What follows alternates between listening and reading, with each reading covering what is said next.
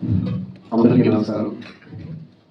కరెక్ట్గా 22 years, అప్పుడే 22 years అయిపోయిందని అనిపిస్తుంది. ఎందుకంటే ఖడ్గం ఇప్పుడు చూస్తే ఫ్రెష్గా ఫీల్ అవుతున్నాం. ప్రతి ఆగస్టు 15 కానీ గాంధీ జయంతి కానీ ఇప్పుడు కూడా టీవీలో చూసి మళ్ళీ చాలాసార్లు చూడడం జరిగింది. నా సినిమాలో బెస్ట్ ఫిలిం ఇప్పుడు చాలా మంది అడుగుతారు, ఖడ్గం లాంటి ఫిలిం తీయండి అని. అక్కడ కూడా తీయలేము. ఎందుకంటే అది ఒకటే వస్తుంది, పీస్, మాస్టర్ పీస్. నా లైఫ్లో నేను ఎప్పటికీ మర్చిపోలేని ఈ సినిమా మళ్ళీ అక్టోబర్ 18న రిలీజ్ చేయడం చాలా సంతోషంగా ఉంది. ఎందుకంటే జనరేషన్స్ మారిపోతా ఉంటాయి. 20 years జనరేషన్స్. ఇప్పుడున్న జనరేషన్కి ఎవరికి ఖడ్గం ఎవరికి తెలియదు. ఎందుకంటే వాళ్ళు 20 years వచ్చేస్తున్నాయి కాబట్టి ఆ యూత్కి ఎవరికి కూడా ఖడ్గం గురించి నాకు తెలియకపోవచ్చు. మళ్ళీ ఒక మంచి పేటెంట్ ఫిలిం, మంచి ఫిలిం మీ ముందుకు రాబోతుంది. డెఫినెట్గా ఒక మంచి సినిమా చూసిన అనుభూతి మీకు కలుగుతుందని నేను మనస్ఫూర్తిగా అనుకుంటున్నాను. డెఫినెట్గా ఈ వంశీ అసలు ఈ సినిమా నాకు వచ్చేది కాదు, నన్ను వద్దాను ప్రొడ్యూసర్ గారు. మొదటి ఫస్ట్ అంటే ఒకటి అంతకుముందు నేను ఎప్పుడు ఫ్యామిలీ సబ్జెక్ట్ చేసేవాడిని. ఫ్యామిలీ సబ్జెక్ట్ చేస్తూ ఇంత పెద్ద దీంట్లో ఒక బ్యూటిఫుల్ మంచి ఎమోషనల్ క్యారెక్టర్ చేయడం అనేది ప్రొడ్యూసర్స్ డెఫినెట్గా వంశీ ధైర్యం చేసి నాకు ఇచ్చాడు. కానీ అది చూస్తున్నాను కదా, శ్రీకాంత్ కాకుండా వేరే అయితే నేను చాలా సినిమా చేస్తానని చెప్పారు ఆయన. కానీ ఆయన అమ్మగారిలో కూడా న్యాయం ఉంది. ఎందుకంటే అప్పటి వరకు నేను ఫ్యామిలీ సబ్జెక్ట్ చేశాను, భయపడ్డాడు, ప్రొడ్యూసర్గా భయపడ్డాడు. కానీ వంశీ నాకు శ్రీకాంత్ గురించి తెలుసు, ఆ రేట్లో తెలుసు. డెఫినెట్గా శ్రీకాంత్ నాకు కావాలి అని కొట్టుబట్టి మళ్ళీ ఈ క్యారెక్టర్ నాకు ఇవ్వడం నిజంగా నా లైఫ్లో నేను మర్చిపోలేను. వంశీ అలాగే మధురుడి కూడా ఇప్పుడు అన్నాడు. కానీ తర్వాత మళ్ళీ ఎస్ నువ్వు అనుకున్నది కరెక్టే చేసిందని చెప్పారు ధైర్యంగా. ఆ ధైర్యం చేసిన ఆ క్యారెక్టర్ ఇవ్వడం, అలాగే దాంట్లో రవితేజ, ప్రకాష్ రాజ్ వాళ్ళు నిజంగా రాలేదు, వాళ్ళు లేరు, ఊళ్ళో లేరు కాబట్టి రాలేకపోయారు, వాళ్ళు వచ్చేవాళ్ళు. So thank you Vamshi. నాకు ఎందుకంటే వంశీ సినిమాలో ఆర్టిస్ట్ చేయడం అనేది ఒక మేము ఫిల్మ్ ఇన్స్టిట్యూట్ నుంచి వచ్చాను, కానీ ఒక ఇన్స్టిట్యూట్ సపరేట్ ఇన్స్టిట్యూట్. ఎందుకంటే వంశీ చెప్పే విధానం, ఆర్టిస్ట్ ఇంజెక్ట్ చేసే విధానం ఎంతో ఎంత బాగుంటుందంటే ప్రతి పాయింట్, ఈచ్ పాయింట్ మనం నరనాలను దిగేస్తాడు. అటువంటి వంశీ ఆయన సినిమా చేసిన తర్వాత మనకి చాలా కాన్ఫిడెన్స్. వేరే సినిమా చేసినప్పుడు చాలా ఈజీ అనిపిస్తుంది. అట్లా 3 సినిమాలు ఆయన డైరెక్షన్లో చేయడం లేదు.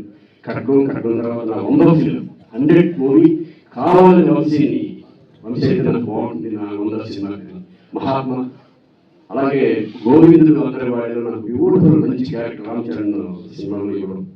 ఇలా చెప్పుకుంటే ఈ గురించి చాలా ఉంటాయి. ఎందుకంటే నాకు బెస్ట్, నాకు నచ్చిన డైరెక్టర్స్లో వంశీ ఒకడు. ఇప్పటికీ ఆయన ఇంకా ఉంది, ఆయన ఎన్నో మంచి సినిమాలు చేయాలని. ఇంకా ఇండస్ట్రీలో వంశీ లాంటి డైరెక్టర్, నిజంగా టెక్నికల్ డైరెక్టర్ ఈరోజు కూడా ఆయన పాత సినిమాలు ఏది చూసినా సరే ఆయనలాగా తీసే డైరెక్టర్స్ చాలా తక్కువ. అటువంటి మళ్ళీ వంశీ ఇంకా మంచి సినిమా చేయాలి. అక్టోబర్ ఇప్పుడు ఈ 18న రిలీజ్ అవుతుంది సినిమా. మీరందరూ చూసి ఎంజాయ్ చేస్తారని నేను అనుకుంటున్నాను. ఎందుకంటే నా లైఫ్లో బెస్ట్ సాంగ్ నువ్వే సాంగ్, అది ఎప్పటికీ మర్చిపోలేను. సిరిమల్ల సీతారామ శాస్త్రి గారు ఆయన లేకపోవడం నిజంగా దురదృష్టం. ఈ సాంగ్ నేను గుర్తుందని ఏంటి ఫస్ట్ సాంగ్ వెళ్ళినప్పుడు ఏంటి వచ్చి డ్యాన్స్ అటువంటి మామూలు నడిపి చేయించేస్తాను. ఈ సాంగ్ లో డ్యాన్స్ చేయరా అలా ఒక సరదాగా నాకు కొంచెం షై ఉండేది. హీరోయిన్తో తనతో చేసిన షై ఉండేది. మేమిద్దరం కలిసి రిహార్సల్ చేసేవాళ్ళం. మేమిద్దరం చేస్తాం పర్సనల్ కలిసి అలా అంటే కలుసుకుంటుంటే చాలా ఇన్సిడెంట్స్ చాలా బాగున్నాయి. సో అక్టోబర్ 18న డెఫినెట్గా ఈ సినిమా మీరు చూసి ఎంజాయ్ చేస్తారని అనుకుంటున్నాను. అలాగే టీవీస్లో వచ్చినప్పుడు సోషల్ మీడియాలో చాలా మెసేజ్లు వస్తూ ఉంటాయి. So happy. ముఖ్యంగా థ్యాంక్స్ చెప్పుకోవాల్సింది ప్రొడ్యూసర్ మా ఫ్రెండ్ శంకర్ మురళికి ఇలాంటి సినిమా చేయించినందుకు, చేస్తున్నప్పుడు సపోర్ట్ ఇచ్చినందుకు. రిలీజ్ తర్వాత కూడా చాలా టఫ్ కండిషన్స్లో కూడా ఉంది ఫేస్ చేసినందుకు.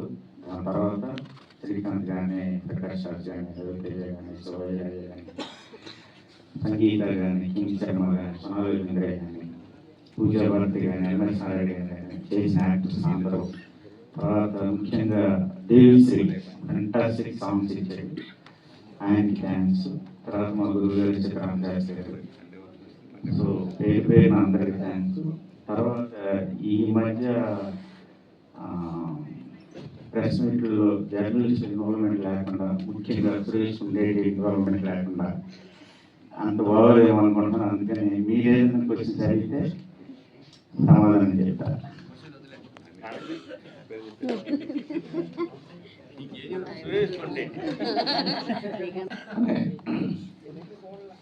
ఇప్పుడు స్టేట్ సినిమాలకి ధీటుగా రీలీజ్ సినిమాలు విడుదలవుతున్నాయి.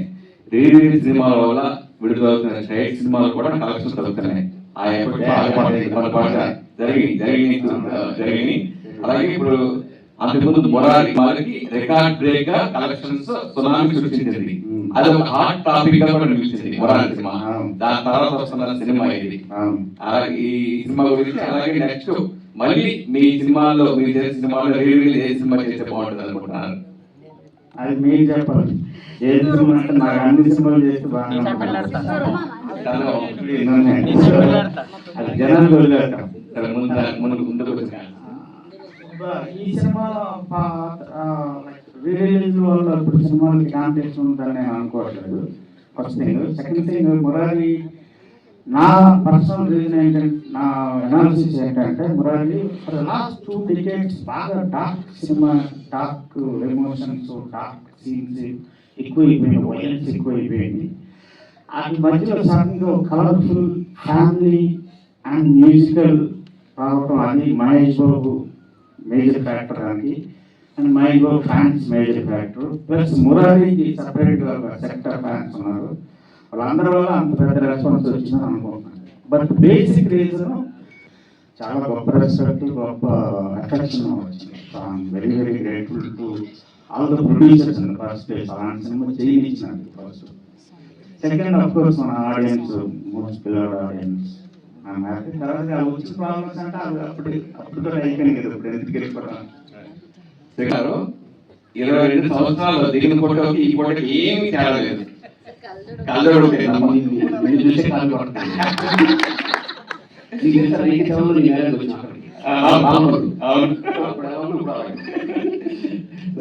ఫైనల్ గా ఒక్క ఛాన్స్ అని మనకి ఇష్టమైన చాలా తక్కువ రేర్ ఉంటారు. అలాగే ఇష్టమైన గారి దర్శకులు ఒక్క సీన్ చేసినా చాలు అని ఆర్టిస్ట్ అప్పుడు ఫీల్ అయ్యేవారు. మనం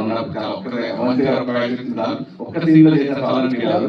అట్లాంటి మీరు ఖడ్గం, మహాత్మా, మరి హీరో క్యారెక్టర్ కూడా కొంచెం హార్ట్ అప్పుడు ఇప్పుడు కూడా ఇప్పుడు సినిమా చేసి అదే వచ్చి నాకు కనపడతానని అనిపిస్తుంది. ఎందుకంటే ఇప్పటికి ఆయన నేను ఇప్పుడు రెగ్యులర్ గా పరిచయం ఉంటాం. నేను అంటా ఉంటాను, నాకు ఒక మంచి ఇంకో కర్మ అదే కదా. సో వంశీ అనేది ఇప్పుడు మారలా, బట్ కొన్ని గ్యాప్ రావచ్చేమో కానీ 100% వంశీ మళ్ళీ మంచి డైరెక్టర్గా ప్రూవ్ చేసుకుంటాడు.